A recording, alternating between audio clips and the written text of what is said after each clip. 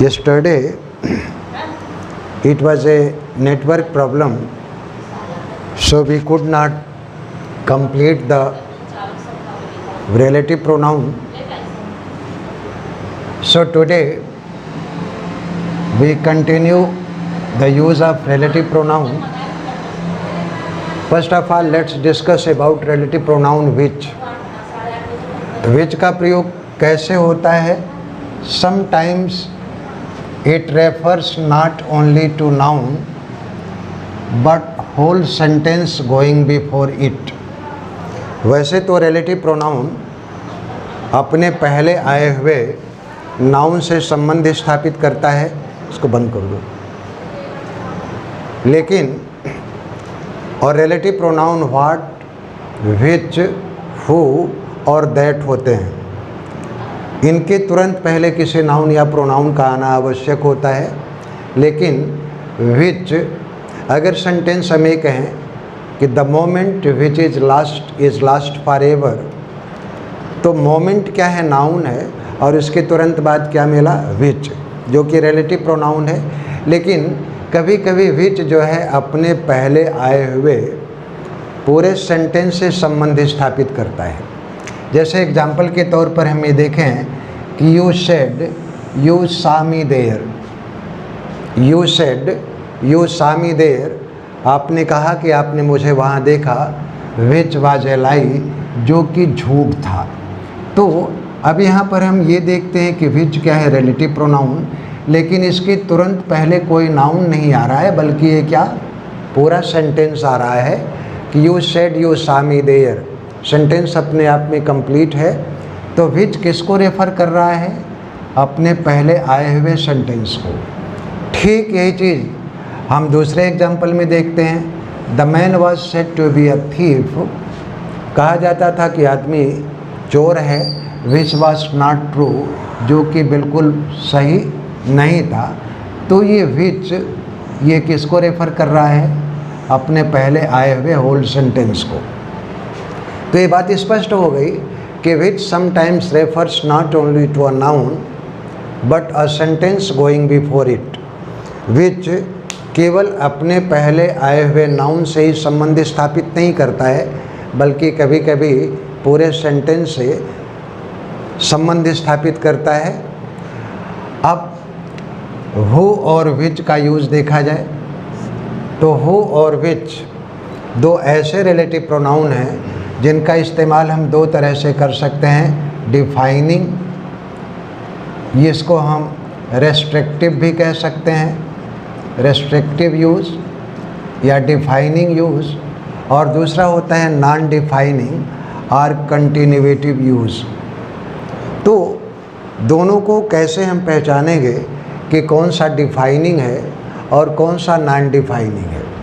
तो बड़ा सीधा सा फंडा है। सेंटेंस अगर हम ये लें कि the boy who stole my pen was punished, वो लड़का जिसने मेरी पेन चुराई वाज पनिश्ड, उसको पनिशमेंट दिया गया, उसको दंडित किया गया।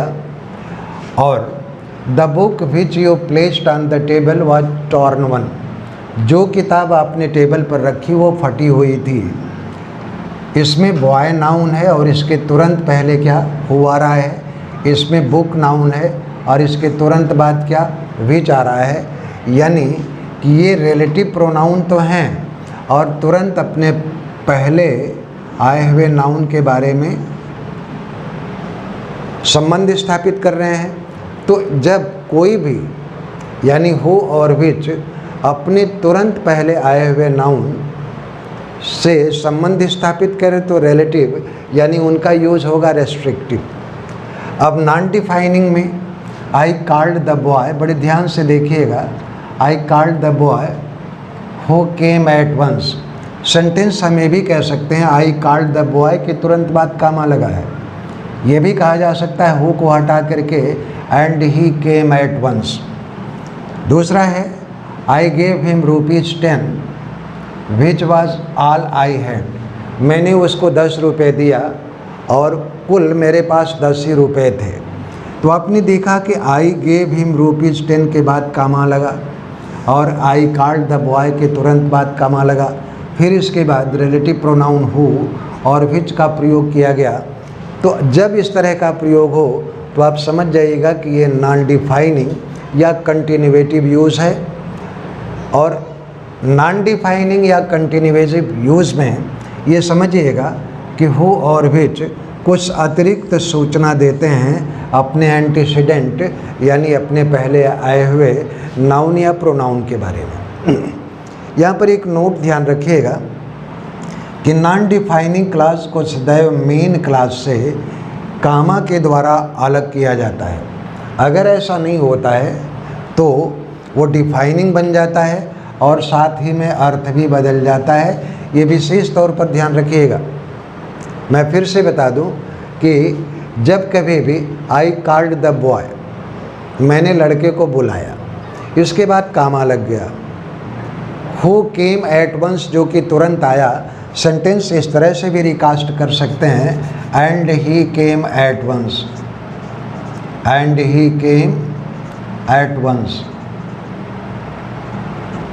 अब ये भी कह सकते हैं दूसरा कि आई गेव हिम ₹10, मैंने उसको 10 रुपये दिया। Which was all I had, इसकी जगह पर and it was all, and it was all I had. तो मेन क्लास को सेपरेट कर दिया जाता है क्या, कामा लगा करके। जब इस तरह का प्रयोग हो तो आपको समझ जाना चाहिए कि ये नॉन डिफाइनिंग यूज़ है हु और विच का, या फिर उसी को कंटिन्यूएटिव यूज़ भी कहते हैं। अब एक बड़ा दिलचस्प उदाहरण मैं आपको देता हूँ, बात स्पष्ट हो जाएगी। मैं इसको मिटा दूँ। मैं 2 सेंटेंस होगा कि कौन सा रेस्ट्रिक्टिव यूज़ है या डिफाइनिंग यूज़ है और कौन सा नॉन डिफाइनिंग या कंटिन्यूएटिव यूज़ है। माई सिस्टर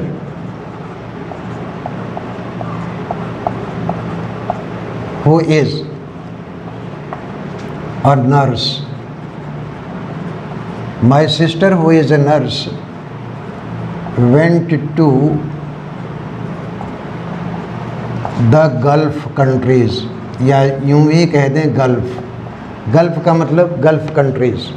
और दूसरा सेंटेंस हम ये लिखते हैं कि my sister who is a nurse, who is A nurse went to the Gulf। इसमें आपको ये बताना है कि कौन सा रेस्ट्रिक्टिव यूज़ है और कौन सा कंटिन्यूएटिव यूज़ है। तो आप ये ध्यान रखिएगा कि जब भी मेन क्लास को कामा से सेपरेट कर दिया जाता है तो क्या हो जाता है, नॉन डिफाइनिंग। ये पहला सेंटेंस है आपका डिफाइनिंग और दूसरा सेंटेंस है आपका नॉन डिफाइनिंग। अब ज़रा ये देखा जाए कि अगर कामा के द्वारा मेन क्लास से कामा के द्वारा हु और विच को ना अलग किया जाए तो अर्थ के ऊपर क्या फ़र्क पड़ता है। पहले सेंटेंस को देखा जाए कि my sister who is a nurse, इसका मतलब ये है कि ये सेंस दे रहा है कि मेरी कई बहनें हैं जिनमें से एक नर्स है।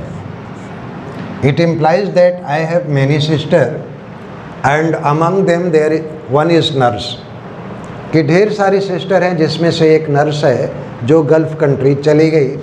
और दूसरे सेंटेंस में कि my sister who is a nurse, इसका मतलब I have only one sister and she is a nurse went to Gulf countries. तो ये ध्यान रखिएगा कि नॉन डिफाइनिंग को हमेशा हम कामा के द्वारा मेन क्लास से अलग कर लेते हैं। अब ज़रा दूसरे सेंटेंस की बात करते हैं, the use of relative pronoun that.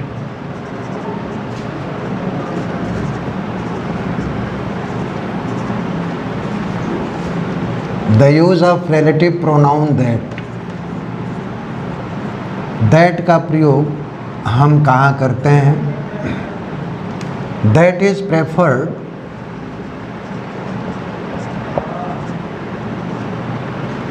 That is preferred in place of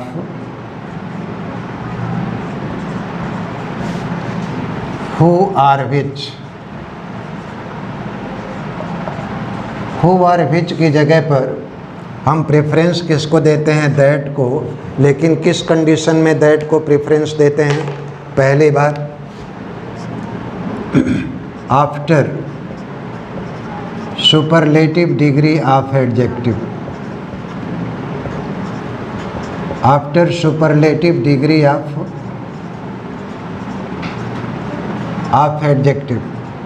अगर एडजेक्टिव की सेंटेंस में सुपरलेटिव डिग्री है तो उसके तुरंत बाद रिलेटिव प्रोनाउन दैट का प्रयोग करते हैं। एग्जाम्पल लिया जाए कि सॉक्रेट was the wisest man,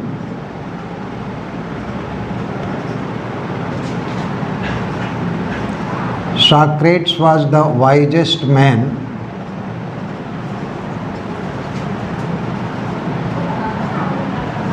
who ever lived। ये सेंटेंस सही है कि गलत है? निश्चित रूप से ये सेंटेंस गलत है, क्योंकि वाइजेस्ट जो है सुपरलेटिव डिग्री है और इसके बाद क्या आना चाहिए? हु न आकर के दैट आना चाहिए, क्योंकि सुपरलेटिव डिग्री के बाद हमेशा रिलेटिव प्रोनाउन दैट का ही प्रयोग करते हैं। ये prefer over which are who और विच के बजाय हम दैट का प्रयोग करते हैं। दूसरा, this is the best that this is,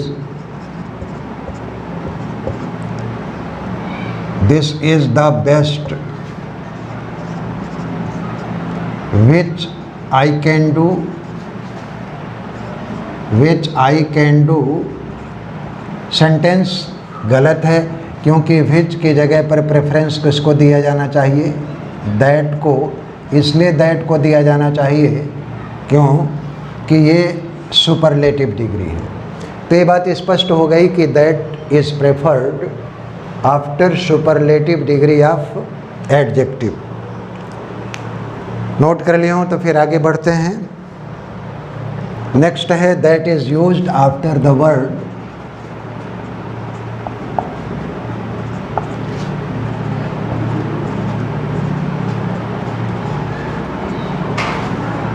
that is used after the word all,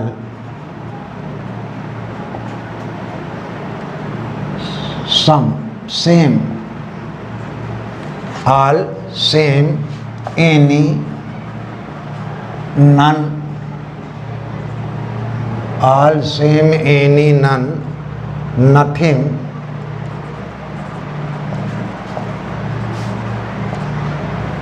और द ओनली।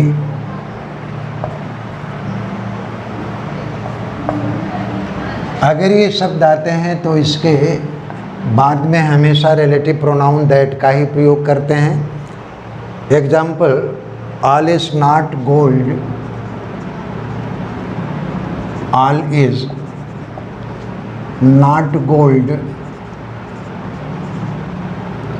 विच ग्लिटर्स, या क्या होना चाहिए? आल आया है, इसके बाद विच नहीं आएगा, बल्कि क्या? दैट का प्रयोग होगा। दैट सही होगा, विच का गलत है। दूसरा एग्जाम्पल अगर हम लें कि this is the same pen, this is the same pen,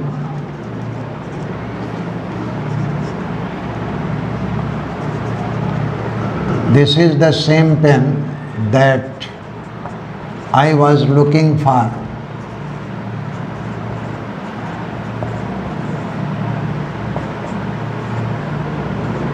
ये वही पेन है जिसकी मैं तलाश कर रहा था।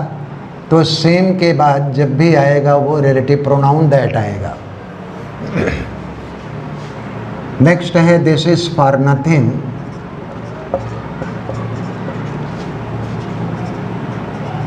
this is for nothing that he read physics।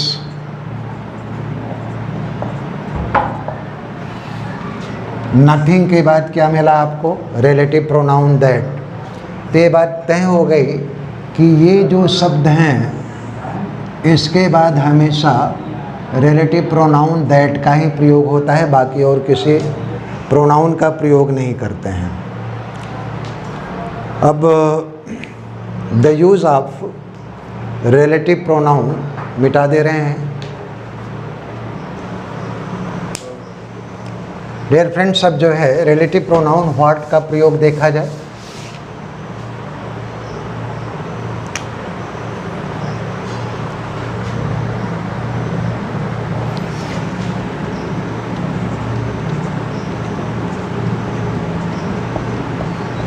Relative pronoun what, पहली बात तो ये ध्यान में रखना चाहिए कि what refers to thing only. What refers to things, what का अर्थ केवल केवल जो वस्तु के लिए आता है। दूसरी चीज़, it has no antecedent,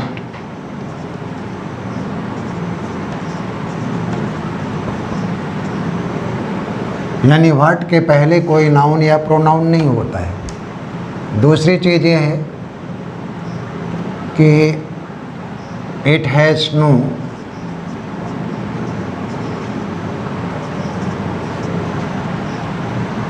objective और possessive case.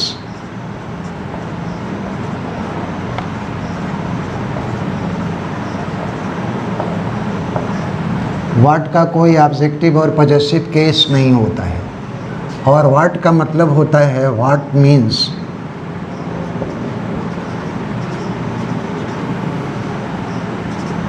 That which, what means that which और the thing which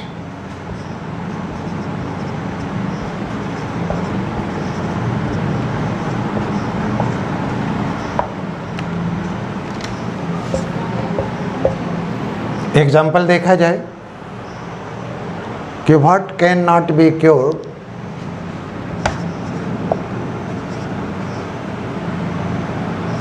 what can not be cured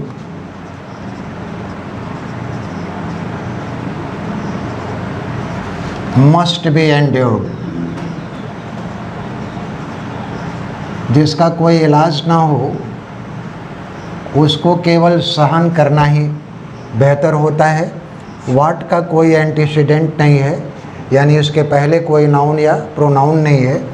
what का ना तो जो है कोई ऑब्जेक्टिव केस होता है और ना ही कोई पॉजेसिव केस होता है। और व्हाट का मतलब होता है दैट विच। हम ये भी कह सकते हैं कि that which can not be cured must be endured. एक और एग्जांपल लेते हैं कि what I have written, I have written, what I have written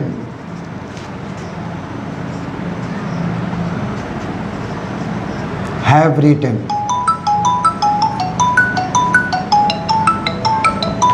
what man once,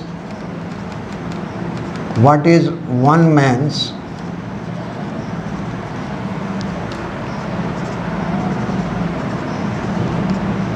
is another man's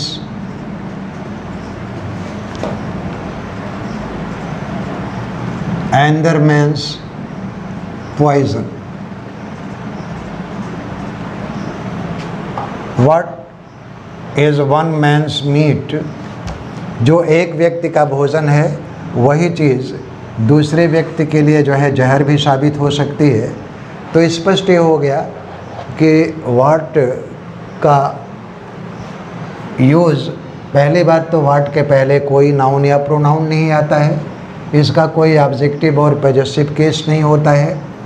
और व्हाट का मतलब होता है दैट विच और ऑन द थिंग विच। एक एग्जांपल और लेते हैं, फिर इसके बाद जो है आज की क्लास यहीं पर वाइंड अप करते हैं। आई से व्हाट आई मीन, आई से व्हाट आई मीन। मैं जो कहता हूँ मेरा मतलब वही है, तो व्हाट यहाँ पर जो है क्या रिलेटिव प्रोनाउन है। मित्रों आज इतना ही, और नेट की प्रॉब्लम थी इसलिए जो है आप लोगों को ये वीडियो पर जो है मिल जाएंगे यूट्यूब पर। बाकी कल हम लोग चर्चा करेंगे एडजेक्टिव की। Thank you very much.